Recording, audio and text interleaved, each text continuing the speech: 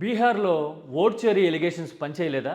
రాహుల్ గాంధీ బీహార్ ఎన్నికలకి ముందు 3 నెలల నుంచే రకరకాల ప్రజెంటేషన్స్ చేయడము, కర్ణాటకలో ఇలా జరిగింది, మధ్యప్రదేశ్లో ఇలా అయింది, మహారాష్ట్ర, హర్యానాల సంగతి ఇది అంటూ కొన్ని ఆధారాలు కూడా ప్రొజెక్ట్ చేస్తున్నట్టు చూపించినా గానీ ఎన్డీఏ బీహార్లో మరోసారి గెలవడం దేనికి సంకేతం? ఒక రకంగా దీన్ని ఓట్ చోరీ ఎలిగేషన్స్ మీద తీర్పు అనడానికంటే కూడా స్థానిక అంశాల ఆధారంగా వచ్చిన తీర్పు అని అనుకోవాలి. కాంగ్రెస్ మాత్రం స్థానిక అంశాల మీద దృష్టి పెట్టి అక్కడ అలయన్స్ పార్ట్నర్ గా ఉన్న ఆర్జేడీకి సపోర్ట్ చేయాల్సింది పోయి రాహుల్ గాంధీ తనదైన పందాలో గాల్లో విత్తనాలు చల్లుకుంటూ వెళ్ళిపోయేసరికి ఎజెండా ఫెయిల్యూర్ ఉందా అని ఇనీషియల్ ట్రెండ్స్ చూస్తుంటే అనిపిస్తోంది.